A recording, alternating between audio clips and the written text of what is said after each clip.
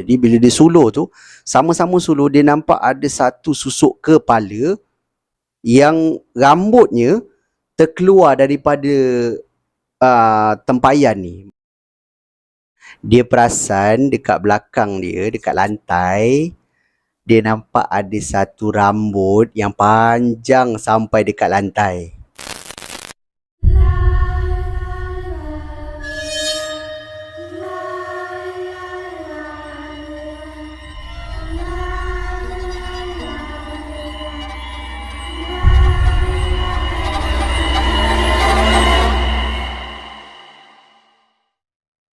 Hai, Assalamualaikum dan salam sejahtera. Welcome back to Sembang Kopi. So guys, apa khabar korang semua? Aku harap korang semua dalam keadaan sehat-sehat selalu. Pertama sekali, aku ingin mengucapkan ribuan terima kasih kepada korang semua yang dah pun subscribe dan support channel aku ni. Yang mana korang semua yang baru je sampai ke Sembang Kopi pun, aku ucapkan selamat datang. Aku doakan korang semua yang menonton video ni dipermudahkan segala urusan korang semua dan dimurahkan rezeki yang barokah. Untuk kisah seram kita pada video kali ini, ada 3 kisah seram yang menarik dikirimkan kepada aku untuk aku storykan dekat korang. Di mana kisah seram ni berlaku kepada pengirim kita sewaktu mereka sedang bekerja. So, tanpa membuang masa lagi, jom aku story.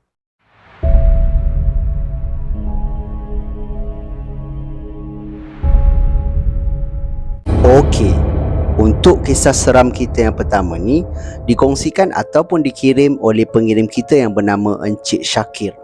Di mana Encik Syakir ni ceritakan di dalam email yang dia ni bekerja sebagai penjaga ataupun pengawal di sebuah muzium yang terbesar di negara kita.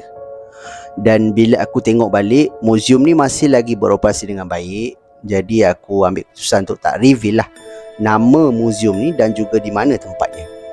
So Encik Syakir ni bagi tahu dia bekerja ada 2 shift. Di mana shift pagi, tugasnya dia akan pastikan semua pintu dibuka dan pastikan lampu dekat dalam bangunan tu dibuka. Dan selepas daripada tu akan ada orang lah ataupun akan ada cleaner yang akan masuk membersihkan dalam bangunan tu sebelum adanya pengunjung dalam pukul 9 ataupun 10 macam tu. Waktu beroperasi dia lah.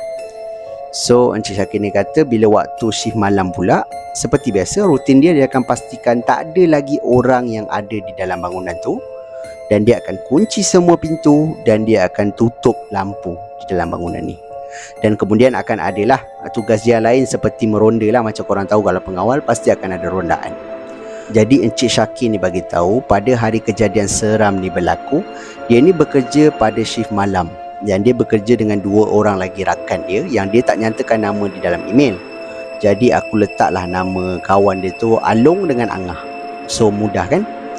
Jadi Encik Syakir ni kata dia buatlah rutin dia seperti biasa. Dia membuat rondaan di dalam bangunan tu. Bangunan ni besar kata dia. Jadi dia buat rondaan, dia kunci ada satu pintu, kunci di setiap ruangan. Dan kemudian dia tutup lampu lah. Dan kemudian dia akan keluar melalui satu pintu utama dan dia akan kunci pintu utama tu adalah pintu terakhir. Maknanya kat dalam semua dah settle, dia akan kunci kat situ. So dia pun kembalilah ke bilik pengawal. Jadi dekat bilik pengawal ni macam biasalah ada 2 orang kawan dia tu and then ada satu monitor kan, CCTV yang banyak, rakaman CCTV dekat dalam monitor tu. So sampailah giliran Encik Syakir ni untuk membuat rondaan. Di mana dia membuat rondaan menaiki motosikal. Jadi dia waktu tu jam dah pukul 10 macam tu. Jadi Encik Syakir ni start motor dia, mulakan rondaan dia. Ada certain pintu yang akan ada clocking. Jadi dia akan pusing kan, dia akan buat clocking. Sampailah ke satu pintu ni, dia memberhentikan motor dia and then dia buat clocking. Bila dia nak mulakan perjalanan tu, dia nak menghala jalan ke motor dia balik, motor dia, enjin dia mati. So Encik Syakir ni kata, mati pula kan motor dia. So dia cubalah nak start. Bila motor tu mati, keadaan menjadi sunyi lah. So dia kata dia pun start motor tu. Dia terdengar macam ada bunyi tapak kaki ataupun ada bunyi suara orang daripada dalam bangunan ni. So Encik Syakir ni ambil keputusan, ambil walkie-talkie dia. Bila dia dah dengar betul-betul memang ada suara orang, dia ambil walkie-talkie dia. Dia pun roger lah kawan dia yang berada di bilik pengawal ni. So yang nyaut ni aku bagi nama dia Along. So dia kata, dia cakap dengan Along ni, Long, kau tengok kan sekejap dekat dalam bangunan ni ada lagi orang ke? Sebab aku dengar macam ada suara orang. Dia cakap macam tu. So Along ni kata, mana ada orang, dia kata. Ya, cuba kau tengok kod cleaner ke, dia cakap macam tu kan. So Along ni pun cakap, kau ni gila ke? Dah pukul 10 dah, mana ada orang ni, cleaner pun dah tak ada dah. Cleaner pukul 7 lebih tadi dah settle dah, dia kata kan. Dan Cik Syakir ni baru terfikir, betul juga kan, macam mana boleh ada orang sedangkan dia orang terakhir. Jadi Encik Syakir ni cakap, Long, cuba kau tengokkan sekejap lah, aku dengar ada suara orang ni, dia cakap macam tu. So Along ni pun tengoklah dekat dalam satu monitor. So Encik Syakir ni kata sebabkan guard yang ataupun pengawal yang ada kat situ adalah pengawal yang lama, jadi diorang dah cam tau. Dekat setiap rakaman tu, kedudukan barang-barang tu dia dah cam dah, sebab 3 tahun lebih dia dah kerja kan. So dia kata, betul lah, okay, memang macam ada orang lah, dia kata. Macam ada orang berjalan tau dekat dalam bangunan tu. So Along ni pun macam cakap dengan Syakir ni, habis kau nak masuk ke? Dia cakap macam tu. So Syakir ni pun cakap yang kenalah masuk, sebab kalau ada orang pecah masuk, nanti kan susah pula kan, siapa nak menjawab dia orang juga. So Along ni dia ambil keputusan untuk pergi ke arah Syakir ni lah. Jadi sebab dia tak nak Syakir ni masuk sorang-sorang, sebab berisiko kan, kalau orang tu bawa senjata, dah satu masalah pula. So tinggallah Angah ni dekat bilik pengawal. And then Along ni pun pergilah ke arah Syakir ni. Jadi Syakir ni pun lepas Along datang, dia pun buka pintu, satu pintu dekat kawasan dia tu, dia buka pintu untuk dia masuk. Masa tu Encik Syakir kata dalam tu memang gelap. So Encik Syakir kata bila dia melangkah je masuk ke dalam muzium tu, baru melangkah sebelah kaki, dia ada satu perasaan yang dia tak pernah rasa sepanjang 3 tahun lebih dia kerja. Sebab dalam muzium ni memang akan ada macam replika ataupun patung-patung lilin kan, yang bentuk orang asli lah, bentuk macam tentera lama lah. So Encik Syakir kata waktu mula-mula dia kerja dulu adalah perasaan tu, waktu dia nak tutup lampu kan, dia nampak macam patung tu memang macam orang kan. Jadi Encik Syakir kata lepas 3 tahun lebih tu dia dah lali, dah tak ada perasaan pun takut. Tapi malam tu kenapa dia pun tak tahu. Bila dia melangkah je masuk, dia kata dia ada satu perasaan takut yang membuatkan dia terberhenti lah. Masa dia nak langkah masuk tu dia terberhenti. So dia pun pandang Along, dia cakap, Long, aku takut Along, dia cakap. Lepas tu Along ni cakap kan, apa yang kau nak takut, masuk je lah, dia kata. Kalau kau takut kau duduk belakang, biar aku masuk. So Along ni pun masuk. Bila dia masuk, bila beberapa langkah macam tu kan, Along ni berhenti. Lepas tu Syakir ni pun berhenti lah. So Along ni cakap, kau dengar tak? Dia kata dia dengar macam ada suara macam tapak kaki tau, kedek, macam ada orang berjalan. So yang Syakir ni dah mula pegang dia punya cota lah dengan si Along ni. So dia pun buka lampu suluh dia, di suluh kat satu kawasan tu. Memang nampak macam ada kelibat orang berjalan dekat satu kawasan. Kawasan ni kawasan yang orang yang Encik Syakir ni bagi tahu ada tembika-tembika, ada pasu-pasu lama yang dulu-dulu ni tau. Jadi dia kata dia berjalan dekat kawasan tu, and then dia masuk ke satu ruangan yang tak dilihat oleh Cik Syakir dengan Along ni. Mana ada satu dinding lah kot yang menghalang, jadi diorang tak nampak.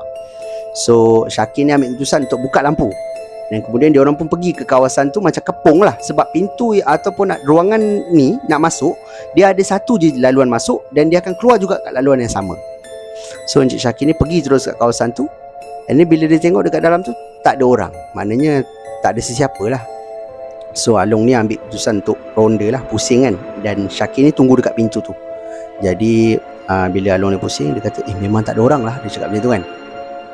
Okay, kat situ Along ni dah tahulah, okay, maknanya ini bukanlah orang, mungkin ada sesuatu lah yang dekat dalam bangunan tu. Jadi Along ni pun cakap, dah, jom lah kita gerak lah, aku tak ada orang lah kat sini, cakap macam tu. Dia senyum ke arah Encik Syakir kan. Jadi Encik Syakir ni pun faham signal yang diberikan, maknanya benda ni bukan benda yang boleh dinampak lah ataupun boleh dilihat lah. Jadi Encik Syakir ni pun kata, okey lah, jom lah. Okay, dia pun nak berjalan keluar. Encik Syakir ni pun ketik lah lampu kan, tutup lampu. Jadi waktu dia nak berjalan keluar ni, Encik Syakir bagi tahu yang dia terdengar macam ada suara orang ataupun suara perempuan yang mula untuk menangis. Bukan perempuan menangis macam macam seduhan, macam nak menangis. So Along ni pun dengar. Jadi diorang pun buka lampu suluh dia, sama-sama suluh ke satu sudut di mana Encik Syakir kata ada satu pasu ataupun ada macam tempayan besar tau. Memang besar dia kata. Dan tempayan tu tempayan lama lah, sebab dalam muzium kot. Jadi bila dia suluh tu, sama-sama suluh, dia nampak ada satu susuk kepala yang rambutnya terkeluar daripada tempayan ni. Maknanya rambut tu kat luar lah. And then kepala ni menghadap ke dinding, ke sudut tu, sebab dia dekat satu sudut.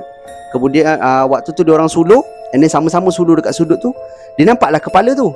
Encik Syakir ni dia dah macam kaku tau.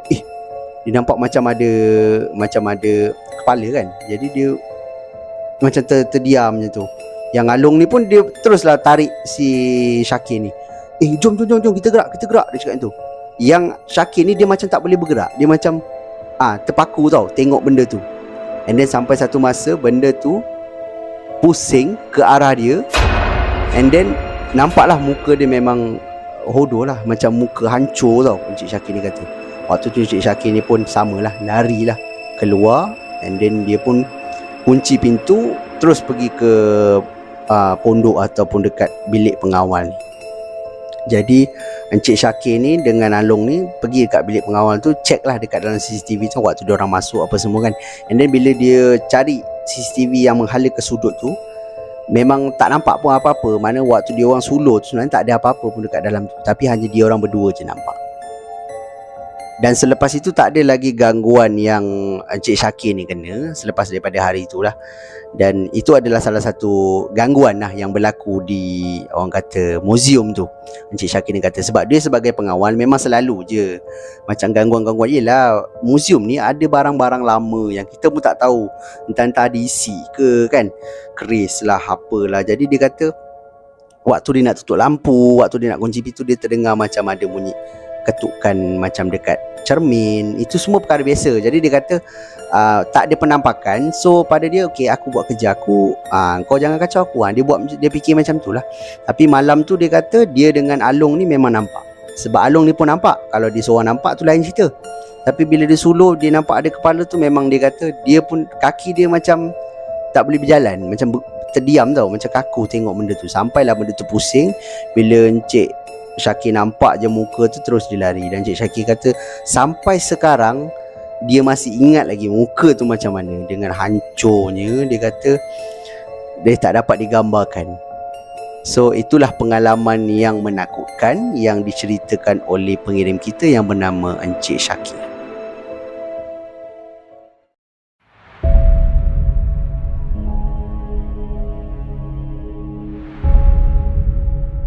Okey, untuk kisah seram kita yang kedua ni pula berlakunya di kawasan Pejabat, di mana pengirim kita ni yang bernama Puan Norris, dia ni bekerja sebagai kerani ataupun admin di salah satu pejabat yang terletak di Melaka. Dan Puan Norris ni kata office ni adalah office yang lama, daripada tahun 80-an lagi memang dah ada dah. Jadi dia kata dia ni dah batch yang baru-baru lah. So Puan Norris ni cakap di bahagian tempat dia kerja ni, sebab dekat dalam office ni besar tau, jadi ada banyak bahagian dalam tu. Jadi bahagian dia ni terlibat dengan event lah. Jadi dia kata banyak kaki tangan ataupun staff yang stay back lambat lah dekat dalam office. Maknanya sampai pukul 10 mungkin, sampai pukul 9 macam tu. So dia kata pada hari kejadian seram ni berlaku, waktu tu ramai kaki tangan yang dah balik, jadi tinggallah dia seorang. Tapi sebab ada bos dia tau, bos dia dekat dalam bilik masa tu ada meeting. Jadi dia kata alamak, bos dia lambat lah, ada cakap tu kan. Bos dia ni pula jenis yang kalau aku tak balik lagi, kau jangan balik, macam tu. Dia tak nak tinggal seorang lah. Jadi disebabkan Norris ni budak baru, jadi dia ikut jugalah cakap bos dia kan. So dia stay lah. Dia cubalah isi masa dia menunggu tu dengan buat kerja dia dekat meja. Apa-apa kerja lah yang dia tertinggal, dia cuba buat. Dan dia di tengah-tengah buat kerja ni, waktu tu jam dah pukul 7 lebih, masuk pukul 8. So Puan Norris ni kata dia terdengar ada dekat bahagian hujung, dekat office ni, office tu jenis memanjang tau. Ini dia tulis dalam email lah, jadi aku tak dapat nak gambarkan, aku just cerita je lah. Dia kata dia memanjang, and then ada satu bilik di bahagian hujung ni yang ada mesin photostat, lepas tu ada mesin binding, lepas tu ada stapler besar-besar tu kan, kira alatan yang dia guna lah. And ada juga satu typewriter lama. Typewriter mana ada orang pakai lagi, sekarang semua pakai komputer kan. Jadi Puan Norris kata memang adalah benda tu tersimpan kat situ. So Puan Norris ni dia tengah buat kerja ni, tiba-tiba dia terdengar macam sayup-sayup, macam ada bunyi ketikan typewriter tu, macam bunyi typewriter kan, macam tengah menaip tu. And then Puan Norris ni terberhentilah buat kerja dia. And then dia kata, betul ke apa yang dia dengar? Sebab ada bunyi typewriter kan, kalau bunyi orang menaip ke, kita boleh macam jengah lagi, ada orang lagi belum balik kan. Ini bunyi typewriter, maknanya dekat bilik yang ujung. Masa tu lampu dah tutup lah bahagian sana tu. So Puan Norris ni cakap, dia pun bangun. And then dia cubalah beranikan diri untuk pergi tengok dekat bilik tu kan. Dia ni bukan jenis berani sangat, dan dia pun bukan jenis penakut sangat. Tapi malam tu dia jadi macam nak tahu, betul ke apa yang dia dengar? Sebab bunyi tu jelas, makin lama makin jelas tau. Jadi Puan Norris pun berjalan menuju ke arah hujung tu. Dia pun buka lampu apa semua. Sampai ke hujung, dia tengok typewriter tu elok je, tak ada pun macam ada benda tekan ke apa, tak ada. Tapi dia terfikirlah kan dalam diri dia lah. Dia bercakap sendiri, dia kata, engkau ke yang bunyi tadi, yang macam tu kan. Mungkin perasaan dia kot, dia fikir macam tu lah. So dia pun cuba fikir positif. Dia pun kembali semula ke meja dia untuk buat kerja lah. Waktu tu bilik bos dia masih lagi terang lah, maknanya bos dia ada kat dalam tu. Dia pun buatlah kerja tu. Tiba-tiba dia terdengar pula ada suara macam orang buat salinan dokumen dekat mesin photostat. Sedangkan mesin photostat selalunya orang kalau nak balik kerja dia akan tutup. Pembantu ataupun office boy akan tutup lah semua kan. Takkan ada yang terbuka lagi. Jadi dia kata, dia tak ada buka apa-apa plug pun, dia cuma buka lampu je tadi. So dia kata, aduh, bunyi apa pula lah, siapa pula yang photostat kat belakang kan. So dia kata, okey lah, dia just tak pergilah. Yang ni dia tak pergi. Tapi selang beberapa waktu dia dengar pula ada bunyi macam burung, macam ada bunyi burung kan, cuit cuit cuit macam tu tau. So dia kata, aduh, mana pula datang bunyi burung ni, dia kata. Dia lagi tak senang duduk lah, sebab dia malam tu waktu tu dia seorang pula, bos dia dalam bilik. So dia pun berjalan, carilah mana datang sumbernya bunyi burung tu kan. Dia kata ada satu bilik, macam mungkin bilik bincang ke ataupun bilik bos dia ke, waktu tu tingkapnya tak tutup. Jadi dia kata, mungkin daripada situ lah. Jadi dia pun beranikan diri, dia pergi, dia tutup tingkap tu. And then dia patah balik ke meja. And then dia terfikir kan, malam tu dah pukul 8 lebih, dekat pukul 9. Burung balik sarang pukul berapa? Jadi ada lagi ke burung? Tapi dia mesti adalah kat luar tu. Dia cuba nak beranikan diri lagi. And then waktu dia tengah duduk, dia tengah menaip ni, dia kata dia terdengar macam ada bunyi lift terbuka. Ting kan, terbuka. So dia macam tunggu kan. Ada orang ke? Dia tunggu kalau ada orang yang timbul ke tiba-tiba kat situ kan. Tapi tak ada. So Puan Norris ni cubalah jengah, tengok dekat lift tu tak ada orang. Lift tu pintu ni terbuka je tau. And then dia pun perhatilah kat bilik bos dia. Bilik bos dia gelap. Dah gelap. Bila masa bos dia keluar, dia pun tak perasan. Dia pun pergi kat bilik bos dia. Dia tengok dekat dalam bilik bos dia, tak ada orang. So bos dia dah tinggal dia seorang lah. So yalah, bos kan, nak cakap apa. So dia pun pergi kat meja dia. Dia kemas lah barang dia cepat-cepat. Dia dah takut lah sebab banyak gangguan yang dia kena. Jadi dia kata dia pun kemas barang dia, bawa beg dia apa semua. Dan dia tutup lampu di bahagian dia. Dan kemudian dia pun keluar melalui satu pintu kaca dan terus menuju ke lift lah untuk turun ke bawah. Masa dia tengah tunggu ni, dia kata lift ni macam lambat sangat nak sampai kat level dia ni. So dia tunggu kan. Dia pun sambil tu dia perhati tu, tengah-tengah dia tengah tunggu lift ni, dia cubalah tengok-tengok ke arah belakang guna anak mata dia. Dia kata sebab dia rasa macam tak sedar hati tau. Jadi dia cuba tengok kan. Dia perasan dekat belakang dia, dekat lantai, dia nampak ada satu rambut yang panjang sampai dekat lantai. And then dia fikirlah balik, rambut siapa pula? Dia pakai tudung. Jadi dia kata, okey, dia nampak tu kan, dia jadi macam lagilah, dia dah takut lah, dia tak nak langsung toleh belakang. Jadi bila lift tu sampai, lift tu buka je, dia masuk, dia kata dia tak toleh belakang. Dia terus tekan level G dalam keadaan dia menghadap ke belakang ni. Maknanya dia tekan tu kan, dia tak tengok pun ke arah depan. Dia tekan, pintu lift tu pun tertutup. And then dia tengok lah daripada dinding lift ni ada reflection kan. Jadi dia kata dia memang tak nampak ada apa-apa belakang dia. So dia pun barulah dia pusing ke arah pintu.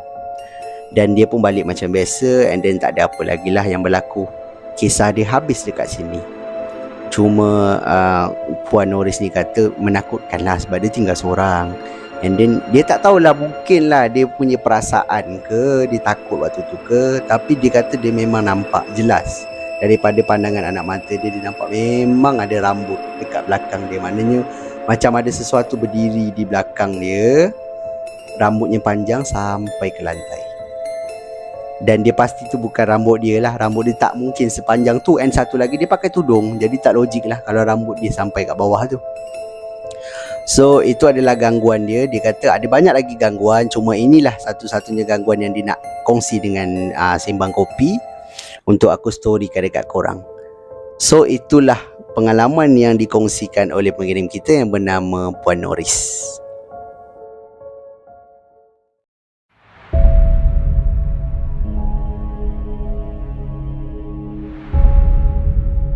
Okey, untuk kisah seram kita yang terakhir ni dikongsikan oleh pengirim kita yang bernama Encik Aznil. Di mana Encik Aznil ni, kisah dia sangat ringkas, diemailkan kepada aku. Tapi pada aku kisah dia ringkas tapi menarik untuk kita dengar. Di mana Encik Aznil ni bagi tahu dia ni bekerja sebagai supervisor di salah satu sinema GSC yang terletak, maknanya dalam mall lah. Jadi bawah dia ni ada ramai lah, maknanya staff kan. Jadi ada staff yang duduk nanti kat kaunter, ada yang meronda dekat bahagian bilik-bilik pawagam. So kejadian ni berlaku waktu dah nak balik. Pada hari kejadian seram ni berlaku, waktu tu seorang staff dia bercuti ataupun cuti lah. Jadi tak ada, dia dah short seorang. And then petang tu pula, salah seorang daripada staff dia ada emergency, kematian. Jadi dia minta untuk balik lah. Jadi sebagai supervisor, Cik Aznil ni kata dia tak boleh nak halang lah, sebab kematian bukan benda yang main-main. So dia kata okey lah, dia lepaskan budak tu balik. Jadi dia dah short 2 orang. Jadi di setiap waktu bila mall dah tutup apa semua, diorang ni kena tutup lampu di setiap bilik pawagam ni. Jadi Encik Aznil ni dah bagi-bagilah dengan budak-budak yang ada tinggal. Dia kata okey, seorang tutup lampu-lampu ni, dia kata kan. Tapi budak-budak ni cakap yang dia kalau boleh nak berdua, maknanya ada kawan lah. Sebab nanti bila tutup pawagam tu aku jadi gelap tau, gelap betul. Yang ada hanya lampu keluar tu je, yang dekat pintu keluar kat bawah tu, lampu tu je menyala. Jadi dia kata tak nak lah, dia nak berdua kan, kalau boleh nak pair macam tu. Jadi Cik Aznil dia kata, lah kenapa pula macam tu? And budak-budak dia cakap ada gangguan lah, nampak macam ada perempuan lah dekat dalam pawagam ni. Jadi Cik Aznil ni macam yelah dia supervisor. Jadi dia kata, ish korang ni mengarut lah, dia kata. Aku ni kerja daripada sebelum jadi supervisor lagi macam korang ni. Sampai dah jadi supervisor ni aku tak pernah dengar pun kisah-kisah macam ni. Korang dengar daripada mana ni? Korang banyak tengok cerita hantu ni, dia cakap macam tu kan. So budak-budak ni pun cakap, wish tu tak boleh lah cik. Dia kata tak boleh, kita orang kena berdua juga. Tak berani lah. Yang mana perempuan pun lagilah tak berani.